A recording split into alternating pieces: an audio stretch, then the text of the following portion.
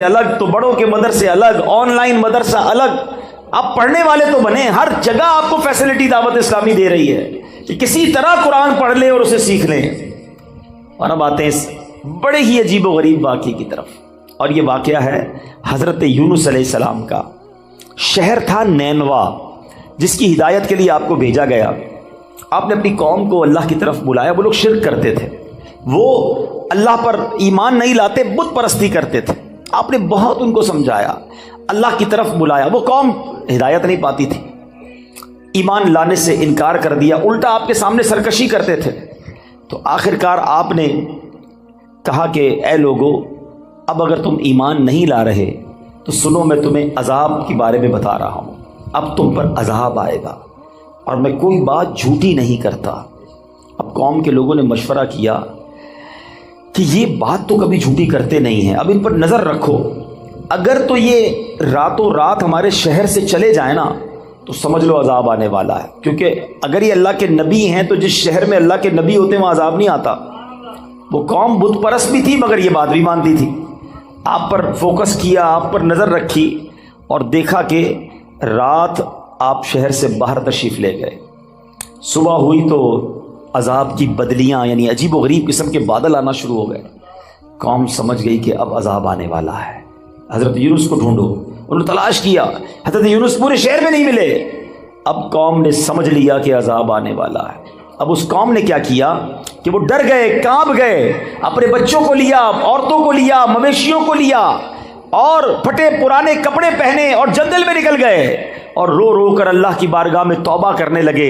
हज़रत यूनुस अलैहिस्सलाम पर इकरार और ईमान लाने की नीयतें करने लगे। शौहर बीवी से अलग हो गया, माएँ बच्चों से अलग हो गई, सब के सब इस्तिग़फ़ार शुरू कर दिया, गिड़गिड़ा कर रोने लगे। अज़ाब के बादल आ चुके थे, मगर ये रोते रहे, गिड़गिड़ाते रहे। जो मजालिम आपस में इन्होंने किए थे, एक दूसरे से माफिया मांगने लगे, किसी की हक तलफी की थी उसका हक वापस लौटा दिया। सच्ची तौबा करके कहते हैं, या अल्लाह, हम हजरत यूनुस के रब पर ईमान लाए, वादा करते हैं, हमें मुआफ़ फरमा दे। अल्लाह करीम को उन लोगों की इस गिरिया वजारी पर, मुखलिसाना गिरिया वजारी पर, बेकरारी पर रहम आया और अजाब उठा लिया गया। धुआं और अजाब की बदलियां जो थी, वो बादल अजीब व गरीब, वो दफा कर दिए गए। शहर में लोग आए और अमन व चैन के साथ रहने लगे। अल्लाह करीम कुरान मजीद में इसके बारे में क्या इरशाद फरमाता है। कुरान की पूरी सूरत का नाम सूरह यूनुस है, ये पूरा वाक़या उसमें मौजूद है। अल्लाह सूरह यूनुस में इरशाद फरमाता है, तो हुई होती ना कोई बस्ती कि ईमान लाती तो उसका ईमान काम आता। हाँ, यूनुस की कौम जब ईमान लाए, हमने उनसे रुसवाई का अजाब दुनिया की ज़िंदगी में हटा दिया और एक वक्त तक उन्हें बरतने दिया। याद रहे कि अल्लाह की कुदरत का एक उसूल है कि जब कौम पर अजाब आ जाता है तो अजाब आने के बाद तौबा मुफीद नहीं रहती, तौबा कबूल नहीं की जाती। मगर यूनुस अलैहिस्सलाम की कौम पर यह एहसान हुआ कि अजाब की बदलियां आ चुकी थी, मगर जब वो ईमान लाए तो उनसे अजाब को उठा लिया गया। अब माजरा ये हुआ, अल्लाह के नबी थे, आपको बता दिया गया था कि अजाब आना है। आपने अपनी कौम को बताया कि अजाब आने वाला है, खुद चले गए थे। आप जब वापस आए तो देखा कौम चैन से रह रही है, कोई अजाब नहीं आया। तो लोगों ने कहा कि हुजूर, आप अपनी कौम में तशरीफ ले जाएं। फरमाया, मैं कैसे जाऊं? अब मैं कौम में जाऊंगा, ये लोग तो मुझे झूठा समझेंगे और मुझे कत्ल कर देंगे। मैं तो इनको कहकर आया था अजाब आएगा। आप अपनी कौम की तरफ जाने की बजाय आप उस कौम से दूर समंदर की तरफ चले गए, कश्ती में बैठे। जब वो कश्ती आगे जाती है तो बीच समुद्र में जाकर वो कश्ती रुक गई। उस ज़माने के लोगों का ये मानना था कि बीच में कश्ती जब ही रुकती है जब कोई भागा हुआ गुलाम कश्ती में बैठा हो। तो लोगों ने कहा, ऐसा करते हैं, कुरानदाजी करते हैं और देखते हैं कि कौन है जिसकी वजह से ये कश्ती रुकी है। अब जब कुरानदाजी की गई तो हज़रत यूनुस का ही नाम निकल आया। उस कौम ने हज़रत यूनुस को ही कश्ती से उतार कर पानी में डाल दिया, डुबो दिया पानी में। एक तरफ कौम बिछड़ गई, एक और आजमाइश कि अब आप पानी में डुबो दिए गए बीच समुद्र के अंदर। और अल्लाह का हुक्म देखें, अल्लाह की करनी देखें कि एक बड़ी सी मछली आई और हज़रत यूनुस को निगल गई। अब आप मछली के पेट में हैं, अभी जिंदा हैं, एक काल कोठड़ी है, नजर कुछ नहीं आ रहा। اب حضرت یونس نے اس مچھلی کے پیٹ میں کیا پڑھنا شروع کیا؟ لا الہ الا انت سبحانک انی کنت من الظالمین. یہ قرآن میں موجود ہے آیت، اس کو آیت کریمہ کہتے ہیں. آپ یہ دعا کرتے رہے کہ اے اللہ تیرے سوا کوئی جس کی شان بیان کی جائے، تیرے سوا کوئی نہیں جس کی پاکی بیان کی جائے، اور اے اللہ میں ظالموں میں سے ہوں. اپنی عاجزی کا اظہار کیا، اپنی انکساری کا اظہار کیا، اللہ سے مدد مانگتے رہے. اس کی برکت سے اللہ پاک نے آپ کو اس مچھلی سے کیسے نجات دی کہ آپ اس مچھلی نے آ کر آپ کو کنارے پر آ کے اگل دیا. لیکن آپ بالکل کمزور ہو گئے تھے، آپ کی جلد بھی بڑی نرم ہو گئی تھی، کئی دن مچھلی کے پیٹ میں رہے تھے. اب اللہ کی قدرت کا ایک اور نظارہ یہ ہوا کہ اس ساحل کے کنارے جو ہے ایک بیل اگتی ہے، اور آپ اس کے سائے میں آرام کرتے ہیں، اسی سے کچھ کھانا پینا بھی آپ کو ملتا ہے، آپ میں توانائی آ جاتی ہے. اور اب آپ اپنی قوم کی طرف جب جاتے ہیں تو قوم انتہائی محبت اور احترام کے ساتھ آپ کو ویلکم بھی کرتی ہے اور ایمان بھی لے آتے ہیں. یہ واقعہ میں نے بڑے مختصر انداز میں آپ کو سنا دیا. سورہ یونس کی تفسیر پڑھیں تو اندازہ ہوگا کہ اللہ کی قدرت کے کیسے کیسے نظارے قرآن میں موجود ہیں. عقل حیران ہو جاتی ہے کہ مچھلی کے پیٹ میں حضرت یونس علیہ الصلوۃ والسلام کیسے زندہ رہے. اللہ اکبر. تو اے میرے میٹھے اسلامی بھائیوں، اب اس واقعے سے ہمیں بہت کچھ سیکھنے کو ملتا ہے. ہمیں یہ سوچنا چاہیے کہ مچھلی کے پیٹ میں آپ کتنا ٹائم رہے. ایک روایت کے مطابق آپ کئی دن مچھلی کے پیٹ میں رہے، مگر اللہ پاک کی شان دیکھیں کہ رب نے بچانا تھا تو مچھلی کے پیٹ میں بھی بچائے رکھا ہے. زندہ رکھنا ہو کہتے ہیں جسے اللہ رکھے اسے کون چکھے. اب اس ایک قرآنی واقعے سے بہت کچھ سیکھنے کو مل رہا ہے. پہلی بات یہ سیکھنے کو ملی کہ سچی توبہ یہ اللہ کی رضا کا سبب ہے. کتنے گناہ کیوں نہ ہو جائیں، کتنی خطائیں کیوں نہ ہو جائیں، اس کی بارگاہ میں اگر گر گڑایا جائے تو وہ خاص کرم فرماتا ہے، وہ آتے عذاب ڈال دیتا ہے، وہ رحمت کی برکھا برساتا ہے. مگر پرابلم یہ ہے کہ آج ہم اللہ کی بارگاہ میں سر نہیں جھکاتے، اس سے سچی توبہ نہیں کرتے، اس سے دوستی نہیں کرتے. گناہ ہو گئے نا، مگر وہ کریم ہے، وہ رحیم ہے، اس سے مانگ لے معافی، مگر سچی معافی مانگے. یہ توبہ نہیں ہے کہ یا اللہ میری توبہ، یا اللہ میری توبہ، اور پھر دوسرے گناہوں کے پلان باقی ہیں. نہیں، سچی توبہ کہ اب نہیں کروں گا. جتنے گناہ ہیں وہ کریم کرم فرمائے تو ایک باری میں معاف فرما دیتا ہے. کیا خوبصورت شعر پنجابی شاعر کہتا ہے نا، کتنا کریم ہے میرا مالک. ہک گناہ میرے ماں پیو ویکھے مینو عمری منہ نہ لاوے. ہک گناہ میرا ماں پیو ویکھے مینو عمری منہ نہ لاوے. لکھ گناہ میرا مالک ویکھے او پھر بھی پردے پاوے. کتنی خطائیں ہیں مگر وہ رب پھر بھی روزی دے رہا ہے، پھر بھی کھانا دے رہا ہے، پھر بھی سانسیں دے رہا ہے، پھر بھی ہم آنکھیں حرام دیکھتی ہیں مگر وہ اندھا نہیں کر رہا. ہمارے ہاتھ غلط کام کرتے ہیں مگر وہ ہاتھ واپس نہیں لے رہا. پیر گناہوں کی طرف جا رہے ہیں مگر وہ لنگڑا نہیں کر رہا. لیکن اس کا مطلب یہ نہیں کہ ہمیں جواب نہیں دینا. قرآن ہی میں رب نے فرمایا یومئذ تحدث اخبارہا، ایک دن آئے گا کہ زمین اپنی خبریں دے گی. اور ایک اور جگہ قرآن کیا فرماتا ہے، ثم لتسألن یومئذ عن النعیم. ایک دن آنا ہے جس دن تم سے ایک ایک نعمت کے بارے میں سوال ہوگا. کیسے جواب دیں گے؟ اے دن رات گناہوں میں گزارنے والو، اے نمازیں قضا کرنے والو، اے نشہ اور شراب استعمال کرنے والو، اے حرام روزی کمانے والو، اے مسلمانوں کے دل دکھانے والو، ماں باپ کی نافرمانی کرنے والو، خدا کے واسطے سوچو اللہ کی بارگاہ میں کیسے پیش ہو سکیں گے. وہ کریم ہے، اس سے معافی مانگ لو، سچی توبہ کر لو.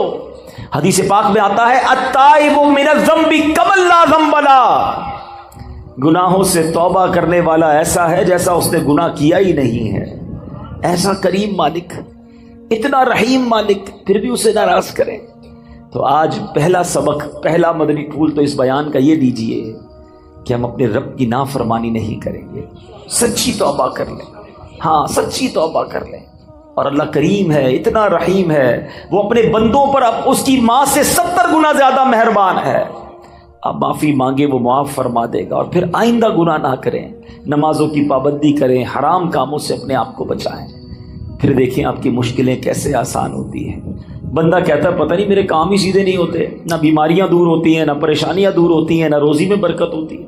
تم نے روزی دینے والے کو ہی ناراض کیا ہوا ہے, شفا دینے والے ہی تم سے ناراض ہے, جس نے عطائیں کرنی ہیں اسی کو تم نے ناراض کر دیا ہے. ارے اس کی رضا والے کام تو کرو, پھر دیکھو وہ کیسے رحمت کے دروازے کھولتا ہے. اب آتے ہیں اس واقعے کے دوسرے پہلو کی طرف کہ اللہ والے آزمائے جاتے ہیں, اللہ کے نیک بندوں پر امتحان آتا ہے, مگر وہ اللہ پر بھروسہ رکھتے ہیں. مچھلی کے پیٹ سے بھی زندہ واپس آ گئے حضرت یونس علیہ السلام. تو اگر آپ بھی کسی مشکل میں ہیں نا, پریشانی میں ہے, تو ہمت نہ ہاریں, اللہ پر بھروسہ رکھیں. پرابلم یہ کہ ہمارا رب پر بھروسہ ہی ختم ہو گیا. سب پر بھروسہ ہے, رب پر بھروسہ نہیں ہے. باقی دنیا والوں کی بات مانتے ہیں, یار فلاں منسٹر تو فلاں پیسے والا, فلاں عہدے دار رابطے میں ہوگا تو مسئلہ حل ہو جائے گا. نہیں میرے پیچھے اسلامی بھائیوں, جس کے ساتھ رب کی رحمت ہوگی اس کے سارے مسئلے حل ہو جانے ہیں. ان اللہ مع الصابرین, اللہ قرآن میں فرماتا ہے اللہ صبر والوں کے ساتھ ہے. تو صبر کر لو, اللہ کی رحمت ساتھ ہو جانی ہے نا. تو اللہ پر بھروسہ کریں. پرابلم یہ ہے کہ آج اللہ پر بھروسہ نہیں رہا. بعض اوقات تو ایسے جملے لوگ کہہ دیتے ہیں کہ وہ کفریہ کلمات کی طرف چلے جاتے ہیں. یقین جانیں اللہ کریم ہے, وہ رحیم ہے, وہ واقعی ہمارے لیے بہترین فیصلہ کرنے والا ہے. لیکن ہم بعض اوقات اس معاملے میں غلطی کر جاتے ہیں. ایسا نہ کریں.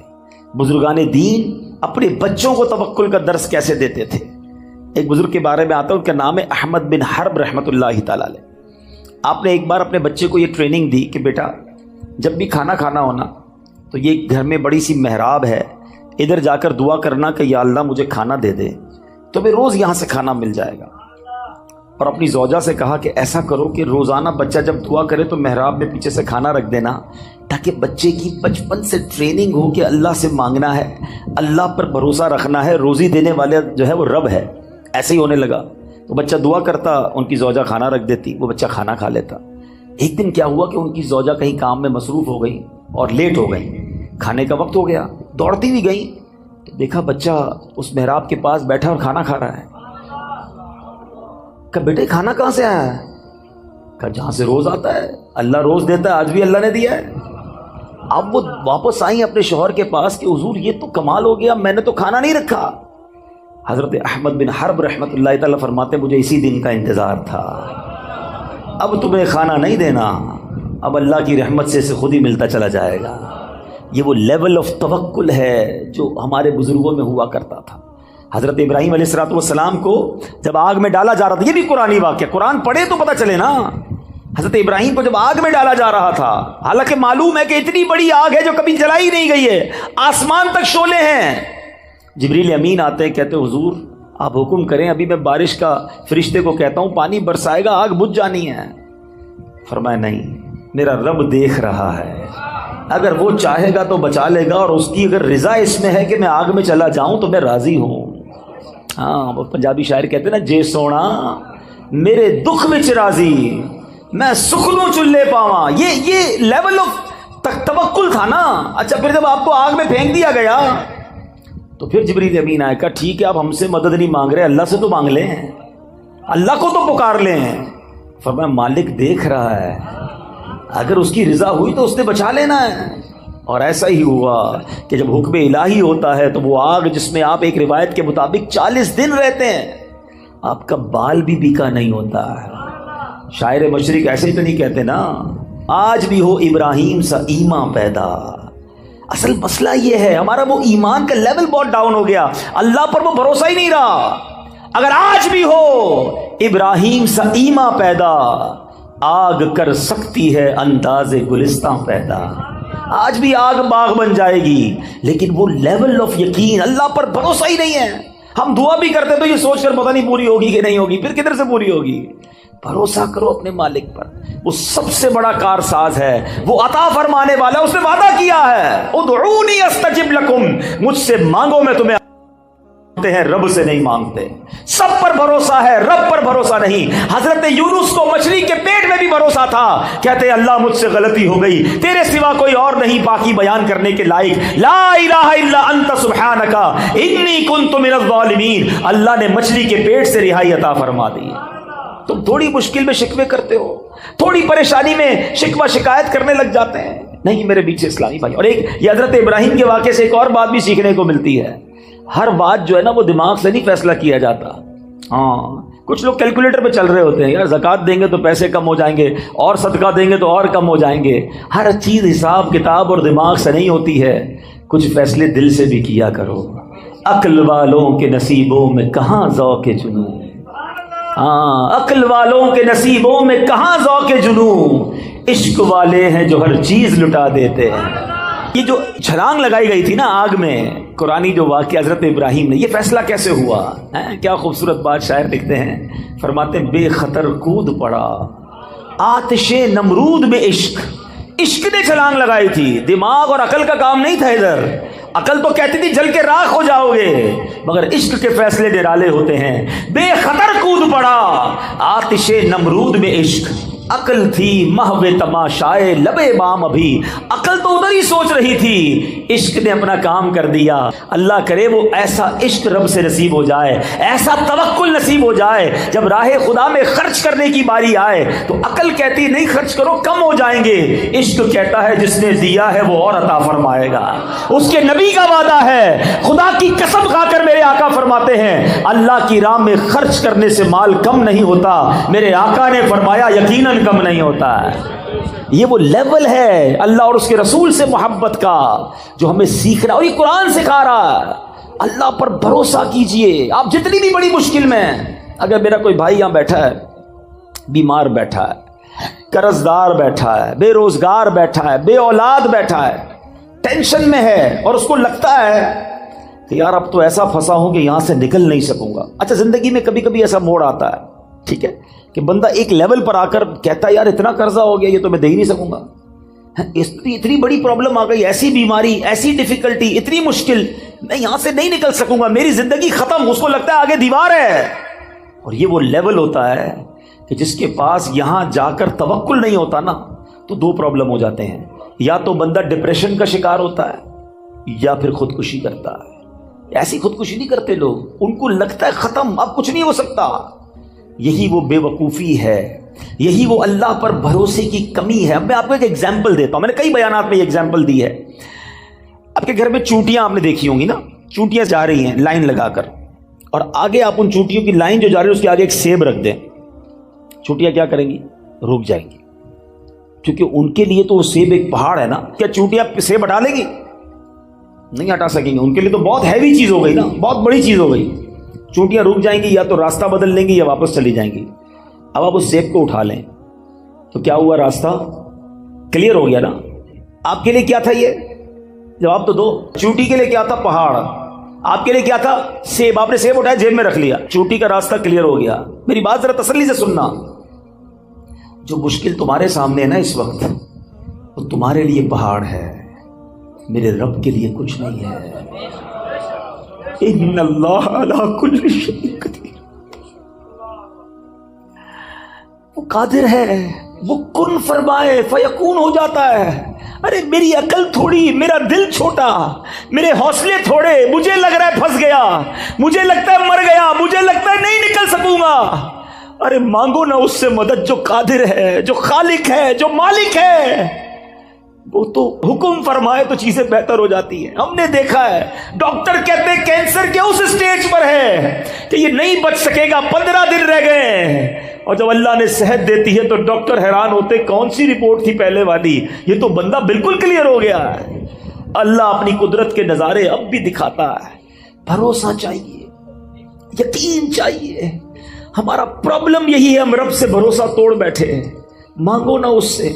ایک اور آج کنفیوژن دور کر دیتا ہوں, ایک اور مشکل آج دور کر دیتا ہوں. مسئلہ یہ ہوتا ہے, لوگ کہتے ہیں یار ہم نے تو مسجد میں بھی دعا کی, کعبے کے سامنے بھی جا کے دعا کی, مزار پہ جا کے بھی دعا کی, روزے رکھ کے افطار کے وقت بھی دعا کی, تہجد پڑھ کے بھی دعا کی, ساڈا مسئلہ ہی حل نہیں ہوتا ہے. تم کہتے ہو اللہ سے مانگو, ہمارا تو مسئلہ ہی حل نہیں ہو رہا, ہمارا تو اولاد ہی نہیں مل رہی ہے, پیسے ہی نہیں بڑھ رہے, نوکری نہیں مل رہی, گھر کرائے کا اپنا گھر ہی نہیں ہو رہا, کیسے اللہ پر بھروسہ کروں. یہ وہ پرابلم ہے کہ جہاں جا کر بندہ رب سے دور ہونا شروع ہو جاتا ہے, جہاں اس کا رب سے بھروسہ ٹوٹنا شروع ہو جاتا ہے. سمجھو میری بات تسلی سے, آج کے اس بیان میں اپنے رب سے دوستی کر کے جانا، اپنے مالک سے محبت کر کے جانا. وہ خالق ہے میرا، وہ مالک ہے، وہ مجھے میری ماں سے زیادہ چاہنے والا ہے. سنو، جب دل میں یہ خیال آئے نا کہ اللہ میری سن نہیں رہا، اللہ کی طرف سے میرا کام نہیں ہو رہا، اس وسوسے کو جھٹک دینا. اب میں ایک اور ایگزامپل کے ذریعے آپ کو سمجھاتا ہوں. آپ کا چھوٹا بیٹا ہو، آپ کا چھوٹا بھائی ہو، اور وہ آپ کے سامنے بخار میں آئے، گلا اس کا خراب ہو، اور وہ رونے لگے کہ بابا جان مجھے آئس کریم کھانی ہے، ٹھنڈا شربت پینا ہے. بتاؤ آپ کھلاؤ گے اسے آئس کریم؟ ہیں؟ شربت پلاؤ گے؟ وہ رو رہا ہے آپ کے سامنے، گر گڑا رہا ہے. اب آپ کا ایک دوست ساتھ بیٹھا ہے، کہتا ہے کیسے باپ ہو یار، بچہ رو رہا ہے، کھلا دو آئس کریم، کیوں نہیں پلا رہے شربت؟ آپ جواب کیا دو گے؟ میں والد ہوں، مجھے پتا ہے اس کو کب کیا دینا ہے، اس کو رونے دو. اگر میں نے ابھی اس کو آئس کریم کھلائی تو یہ اور بیمار ہو جائے گا. ٹھیک ہے، اب میری بات تسلی سے سنو، دل پر ہاتھ رکھ کے سنو. تم باپ ہو، تمہیں پتا ہے بیٹے کو کب کیا دینا ہے. میرے مالک کو نہیں پتا مجھے کب کیا دینا ہے. وہ نہیں دے رہا، یہی بہتر ہے میرے لیے، مانو اس کے فیصلوں کو. میں مانگ رہا ہوں اولاد دے دے، وہ نہیں دے رہا. کیا پتا ایسا بیٹا پیدا ہونا تھا جو مار کے مجھے ہی گھر سے نکال دیتا. آج اپنے رب پر بھروسہ لے کر جاؤ. حضرت یونس کا یہ قرآنی واقعہ کیا کمال کا بھروسہ سکھا رہا ہے. کبھی تصور تو کرو، اندھیری کال کوٹڑی ہوگی، مچھلی کے پیٹ میں ایک روشنی کی رمق نہیں آتی تھی، مگر وہ اللہ والے تھے. کہتے لا الہ الا انت سبحانک انی کنت من الظالمین. مولا میرا قصور ہے، تیرے سوا کوئی شان بیان کرنے کے لائق نہیں، تو ہی خالق، تو ہی مالک. ادھر تھوڑی سی آزمائش ہو، بندہ اللہ کی بارگاہ میں شکوے کرتا ہے، یا اللہ تو نے ایسا کیا، اللہ نے پیچھے کر دیا. کیسے جواب دو گے رب کو؟ اس نے جتنا دیا ہے کبھی سوچا ہے؟ اس کی نعمتیں معلوم ہیں؟ کبھی دیکھا ہے لنگڑے کو بغیر پیر کے کیسے جیتا ہے؟ کبھی دیکھا ہے اندھے کو بغیر دیکھے کیسے جیتا ہے؟ کتنی بار شکر ادا کیا آنکھ کا، کتنی بار شکر ادا کیا پیر کا اور ہاتھوں کا اور زبان کا. کبھی دیکھا ہے ڈائلیسس کے مریض کو جس کے گردے فیل ہو جائے، پانی نہیں پی سکتا، ڈاکٹر کہتے پورے دن میں 1 گلاس پانی پینا، اس سے زیادہ نہیں، تمہارے لیے مشکل ہو جائے گی. ترستا ہے پانی پینے کو، ہر تیسرے دن جا کے ڈائلیسس کراتا ہے. ہمارے گردے سلامت ہے، جتنا پینا ہے پیتے ہیں، جب پاس کرنا ہوتا ہے پاس کر دیتے ہیں، استنجا سے فارغ ہو جاتے ہیں. یہ نعمتیں یاد نہیں؟ ابھی پچھلے دنوں کرونا وائرس جب پیک پر تھا، اللہ ہم سب کو محفوظ رکھے. سانس کتنی بڑی نعمت ہے، یہ کرونا نے سمجھا دیا لوگوں کو کہ جب آکسیجن نہیں آتا ہے نا، انسان کہتا ہے ساری دولت لے لو میری، مجھے یہ سانس مل جائے، یہ سانس نہ رکے. اس کے پھیپھڑے پمپ کرتے ہیں مگر اسے سانس نہیں مل رہی ہوتی ہے. اس وقت کتنی دیر سے بیٹھے ہو اس ہال میں، کتنی سانسیں لے بھی لی اور نکال بھی لی، پتہ بھی نہیں چلا. کبھی سوچا یہ اللہ کی کتنی بڑی نعمت ہے؟ شکر ادا نہیں کرتے، اللہ سے شکوہ کرتے ہو. نہیں میرے بیٹے اسلامی بھائی، اس کی بارگاہ میں ہمیشہ سر جھکائے رکھنا، اور اس کی شان تو دیکھو. وہ فرماتا ہے لئن شکرتم لازیدنکم، تم میرا شکر ادا کرو میں تمہیں اور عطا کروں. کچھ بھی تو نہیں کرنا، اے اللہ تیری مہربانی، تو نے مجھے کروڑوں سے اچھا بنایا، شکر کرو نا. کیوں کہتے ہو میں پیچھے رہ گیا؟ ارے میں کروڑوں سے اب بھی آگے ہوں. اصل مسئلہ یہ کہ ہم نے اپنی سوچ کا دھارا چینج کر دیا ہے. اگر آپ کو پرسکون زندگی گزار رہی ہے، میں آج آپ کو فارمولہ دیتا ہوں، اگر پرسکون زندگی گزار رہی ہے نا، تو نیکیوں میں اپنے سے آگے والے کو دیکھو، نعمتوں میں اپنے سے پیچھے والے کو دیکھو. ہمارا معاملہ ہی الٹا ہے، ہم نیکیوں میں پیچھے والے کو دیکھتے ہیں. ہم کہتے ہیں یار میں 5 وقت نماز پڑھتا ہوں، وہ تو پڑھتا ہی نہیں ہے. میں چلو رمضان میں روزے رکھتا ہوں، تھوڑے بہت چھوٹ جاتے ہیں، اس کے تو ایک بھی نہیں ہے. غلط آدمی کو دیکھ کر اپنے آپ کو سیٹسفائی کر رہے ہیں. اگر تم 5 وقت نماز پڑھتے ہو تو تہجد گزار کو دیکھو نا، کہ یار وہ تہجد پڑھتا ہے میں نہیں پڑھتا، وہ قرآن پڑھتا ہے میں نہیں پڑھتا، وہ تو ماشاءاللہ کاروبار کے ساتھ ساتھ دین کا کام بھی کر رہا ہے، میں نہیں کر رہا، میں کب کروں گا؟ اسے دیکھو نا جو تم سے نیکیوں میں آگے بڑھ گیا. مدنی قافلے میں جانے والے کو دیکھ کر کیوں خیال نہیں آتا کہ یہ راہ خدا میں 12 ماہ اور 30 دن کا سفر کر رہا ہے، میں سفر نہیں کر رہا؟ تمہیں یورپ جانے والا دیکھ کر پھر سونا شروع ہو جاتی ہے. کیوں؟ نیکیوں میں اپنے آگے والوں کو دیکھے اور نعمتوں میں اپنے سے نیچے والے کو دیکھو. اگر تم غریب ہو، کرائے کے گھر میں رہتے ہو، تو سوچو بہت سارے لوگ جو جھونپڑیوں میں رہتے ہیں، روڈوں پہ سوتے ہیں، جیلوں میں پڑے ہوئے ہیں. اللہ نے مجھے الحمدللہ اپنا گھر تو دیا، چھت تو دی ہے نا. کبھی پسند کا کھانا نہیں ملتا تو کہتے ہو پیچھے رہ گیا. کئی لوگ ایسے ہیں جو 2 دن تک کھانا نہیں کھا سکتے, مانگ کر کھاتے ہیں. اللہ نے ایسا تو نہیں بنایا نا. کروڑوں سے اچھے ہیں ہم اس وقت بھی, کروڑوں سے اچھے. اپنی اوقات پتہ کرنی ہو نا تو پیر محل میں بھی کوئی ہاسپٹل ہوگا, ہے کوئی بڑا ہاسپٹل ہو نا, اس کے ایمرجنسی وارڈ میں چلے جایا کرو اور وہاں دیکھا کرو لوگ کیسی کیسی بیماریوں میں آ رہے ہیں. پھر تمہیں احساس ہوگا کہ صحت کتنی بڑی چیز ہے. ہر حال میں اللہ کا شکر ادا کریں. یہ قرآنی وعدہ یاد کر لو. میں دوبارہ کہتا ہوں قرآن پڑھیں, خدا کی قسم وہ خزانہ ہے قرآن. پڑھیں تو سیکھنے کو ملے گا نا. قرآن کہتا ہے لَإِن شَكَرْتُمْ لَأَزِيدَنَّكُمْ, تم میرا شکر ادا کرو میں تمہیں اور عطا کروں گا. آج سے شکر سیکھ کر جاؤ, اللہ سے محبت سیکھ کر جاؤ, رب پر بھروسہ سیکھ کر جاؤ. جب کوئی کام ہو جائے نا تب بھی اللہ کا شکر ادا کیا کرو, اور جب کام نہ ہونا پھر بھی اللہ کا شکر ادا کیا کرو. یا اللہ تیری مہربانی نہیں ہوا یہی میرے لیے بہتر تھا. آپ پرسکون ہو جائیں گے جب آپ کو یہ یقین ہو جائے گا نا کہ جو نہیں ہوا وہ بھی رب کی طرف سے اور میرے لیے بہتر ہے, تو انشاءاللہ پھر ٹینشن والی زندگی نہیں رہے گی. اللہ کرے کہ دل میں اتر جائے میری بات. یہ پیغام, یہی محبتیں, اللہ اور اس کے رسول کی محبتیں دعوت اسلامی کے مدنی ماحول میں سکھائی جاتی ہیں. خدا را اس ماحول میں آ جائیے. یہ بڑا کمال کا ماحول ہے. یقین کریں اس دنیا میں بہت ساری برائیاں ہیں ہر طرف. اس ماحول میں آ کر بیٹھتے ہیں تو اللہ سے محبت بڑھنے لگ جاتی ہے, اللہ کی اطاعت کرنے کا جذبہ بڑھنا شروع ہو جاتا ہے, نبی پاک کا عشق دل میں بڑھتا ہے. تو اس مدنی ماحول سے وابستہ رہیں, اجتماعات میں آئیں, مدنی قافلوں میں سفر کریں, مدنی چینل دیکھیں, دعوت اسلامی کا ساتھ دیں.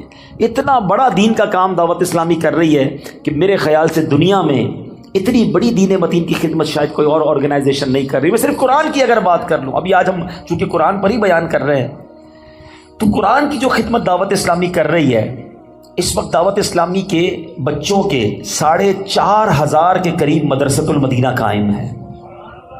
تقریباً 2 لاکھ بچے بغیر کسی فیس کے قرآن پڑھ رہے ہیں. 95,000 سے زیادہ حافظ قرآن بن چکے ہیں. 2.25 لاکھ سے زیادہ بچے ناظرہ قرآن پڑھ چکے ہیں. آپ ذرا سوچیں. اور پھر ساتھ ساتھ جب بچوں کے قرآن کی بات ہوتی ہے, بڑے کہتے ہیں اب تم بڑے ہو گئے, بچپن میں پڑھا نہیں تھا, تو دعوت اسلامی نے مدرسۃ المدینہ بالغان بنائے, بڑوں کے مدرسے بنائے جس میں بچے نہیں آتے تاکہ آپ کو شرم نہ آئے.